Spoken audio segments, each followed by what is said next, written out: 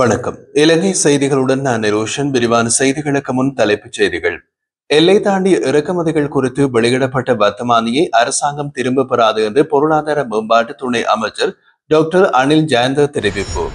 Police மா அதிபர் தேசபந்து தென்னகோனி நீக்கும் தீர்மானம் சிறந்தது ஒன்று என்று தெரிவித்துள்ள முன்னாள் அமைச்சர் சம்பிக்க ரணவக்க. மகள் மற்றும் மருமகனை சுற்றியுள்ள குற்றச்சாட்டுகள் காரணமாக நாடாளுமன்ற உறுப்பினர் ரோகித அபேகுணவர்தன தலைமறைவாகி இருக்கிறாரா என்று புதிய சர்ச்சை. கருப்பு ஜூலை இலங்கையின் வரலாற்றில் மிகுந்த சோகத்துடன் நினைவு கூறப்படும் ஒரு அத்தியாயம் என்று கனடிய பிரதமர் மார்க் கார்னி அறிவிப்பு. இனி விரிவான செய்திகள்.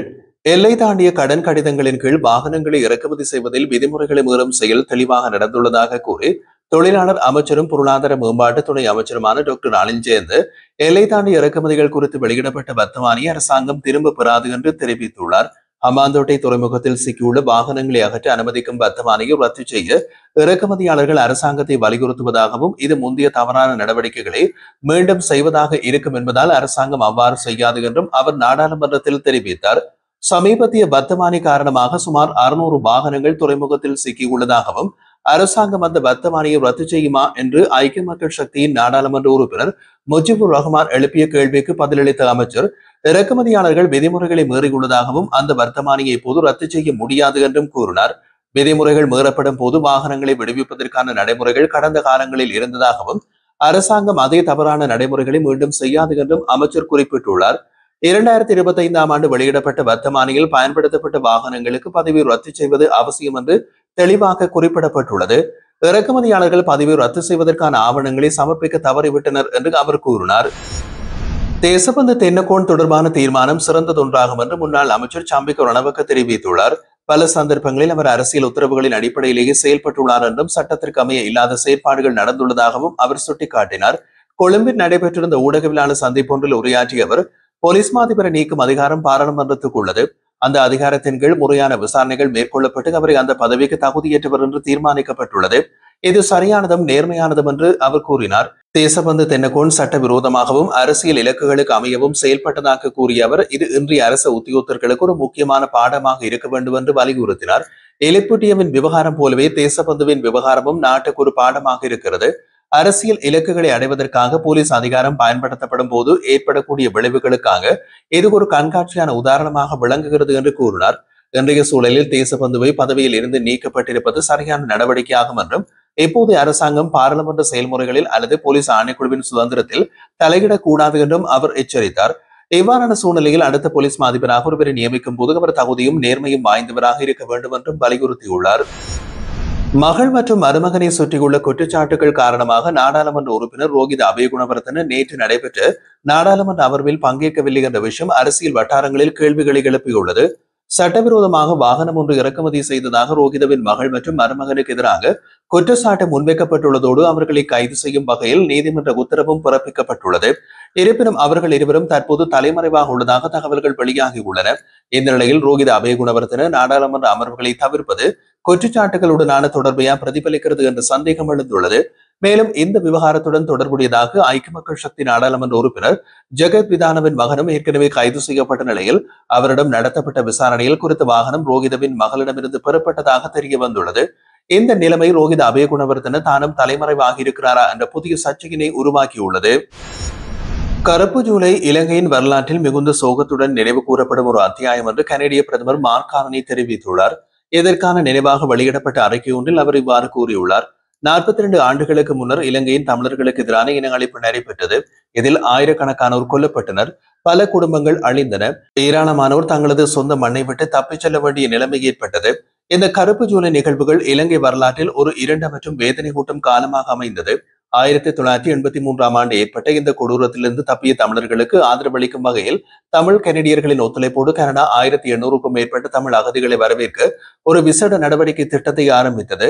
மேலும் 2022 மே 18ஆம் தேதியை இனப்படுகொலை நினைவு நாளாக அறிவிக்க கனடா நாடாளுமன்றம் ஒருமனதாக தீர்மானித்தது. இது நீதியும் பொறுப்பும் சார்ந்த நமது நிலைப்பாட்டை தெளிவுபடுத்துகிறது. இந்த பீதிகர நிகழ்வுகளால் பாதிக்கப்பட்டவர்கள் மற்றும் உயிர் தப்பியவர்களின் நினைவு கூறும் வேளையில் தமிழ் கனடியர்களின் கனடா ஒருங்கிணைந்து நிற்கின்றது. இந்த உயிர்களுக்கு மரியாதையை செலுத்துகின்றோம். அதே சமயம் அர்த்தமுள்ள நீதி மற்றும் பொறுப்புடன் கூடிய உலகத்தை உருவாக்க உறுதிமொழி அளிக்கின்றோம் என்றும் கூறப்பட்டுள்ளது. தனியார் சித்திரவதை முகாம்கள் நடத்தியவர்கள் மற்றும் கொலைகாரர்களின் பிள்ளைகள் பாராளுமன்றத்தில் இருக்கின்றனர். இவர்கள் மீது நீதிமன்ற நடவடிக்கைகள் எடுத்து கைது செய்வோம் என்று சபை முதல்வரும் அமைச்சருமான விமல் ரத்நாயக்க வலியுறுத்தியுள்ளார். பாராளுமன்றத்தில் வாய்மூல விடைக்கான கேள்வி நேரத்தின் போது ஐக்கிய மக்கள் சக்தியின் நாடாளுமன்ற உறுப்பினர்கள் ரோகிணி குமாரி விஜயரத்ன மற்றும் தயாசிரி ஜெயசேகர பொதுமக்கள் பாதுகாப்பு அமைச்சரிடம் கேள்விகள் எழுப்பிய போது அதற்கான பதிலில் விமல் ரத்நாயக் இந்த கருத்துக்களை வெளியிட்டார். 1989 பிப்ரவரி 8ஆம் தேதி தலதா மாளிகையில் நடைபெற்ற தாக்குதல் சம்பவம் தொடர்பாக ரோகிணி விஜயரத்ன கேள்வி எழுப்ப இதனைத் தொடர்ந்து தயாசிரி ஜெயசேகர் இடைக்கேள்வி ஒன்றை முன்வைத்தார். அதன்போது தாக்குதலில் 17 துப்பாக்கிகள் அபகரிக்கப்பட்டுள்ளன என்றும் சில சந்தேக நபர்கள் கைது செய்யப்பட்டுள்ளதாகவும் கூறப்பட்டது. அதனால் பிரகர நிகழ்வை நடத்த முடியாத சூழ்நிலை உருவானது என்றும் அவர் சுட்டிக்காட்டினார்.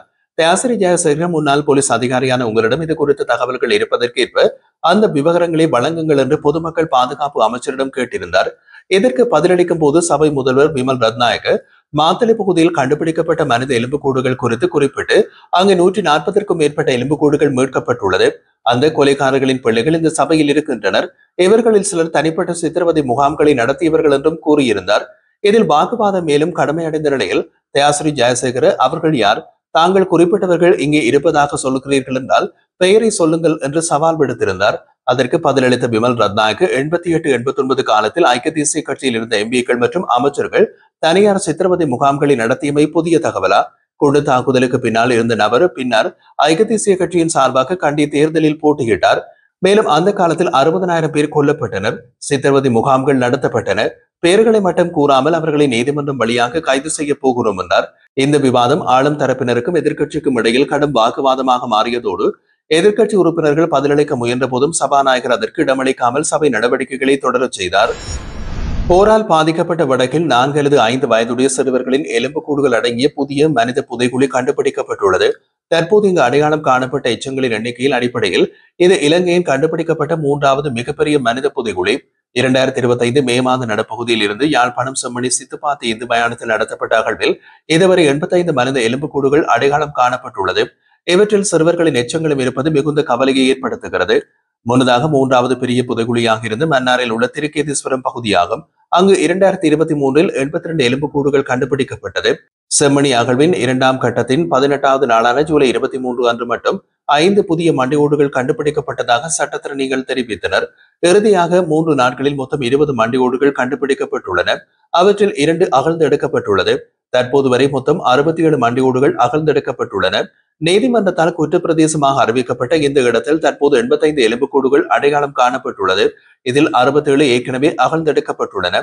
முதலாவதாக 28 சிறுவர்களின் எச்சங்கள் உட்பட 376 எலும்புக்கூடுகளுடன் மன்னாரில் உள்ள சத்தோச மனித புதைகுழியும், 2வது இடத்தில் 2013 மாத்தளை மருத்துவமனை அருகே 355 எலும்புக்கூடுகள் மீட்கப்பட்ட இடமும் காணப்படுவதோடு தொடர்ந்து 3வது இடத்தில் தற்போதைய செம்மணி சிந்துப்பாத்தி பகுதி காணப்படுகிறது.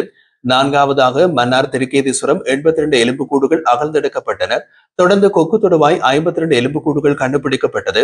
அதேபோல் 2024 ஜூலை 13 அன்று கொழும்பு துறைமுகத்திற்கு செல்லும் புதிய அதிவேக நெடுஞ்சாலைக்கான நிலம் தோட்டும் பணியின் போது பழைய செயலக வளாகத்திலிருந்து மனித எச்சங்கள் கண்டுபிடிக்கப்பட்டன. எனினும் அகழ்ந்தெடுக்கப்பட்ட மொத்த எச்சங்களின் எண்ணிக்கை இதுவரை வெளிப்படுத்தப்படவில்லை என்பதும் குறிப்பிடத்தக்கது. வவுனியா நேரியகுளம் பகுதியில் பெரும் தொகையான வெடிப்பொருட்களுடன் கைது செய்யப்பட்ட சந்தேக நபர் மற்றும் அதனோடு தொடர்புடைய மற்றொரு இளைஞர் ஆகிய இருவரும் கொழும்பிற்கு கொண்டு செல்லப்பட்டுள்ளதாக போலீசார் தெரிவித்துள்ளனர். கைக்குண்டுகள் உள்ளிட்ட வெடிப்பொருட்களுடன் கைது செய்யப்பட்ட முதன்மை சந்தேக நபருக்கு உதவியதாக கூறப்படும் 24 வயதான இளைஞர் ஒருவர் தொட்டுவாகி பகுதியில் இருந்து நேற்று மாலை கைது செய்யப்பட்டார். இருவரும் மேலதிக விசாரணைகளுக்காக பயங்கரவாத தடுப்பு விசாரணை பிரிவினரிடம் ஒப்படைக்கப்பட்டுள்ளதாக தெரிவிக்கப்படுகின்றது. பேலியகுட பகுதியில் T56 ரக துப்பாக்கியுடன் 2 நாட்களுக்கு முன்பு கைது செய்யப்பட்ட சந்தேக நபர் வழங்கியிருந்த தகவல்களின் அடிப்படையில் வவுனியா நேரியகுளத்தில் நேற்று நடைபெற்ற விசேட சோதனையின் போது இந்த 2 இளைஞர்களின் கைதும் இடம்பெற்றுள்ளது.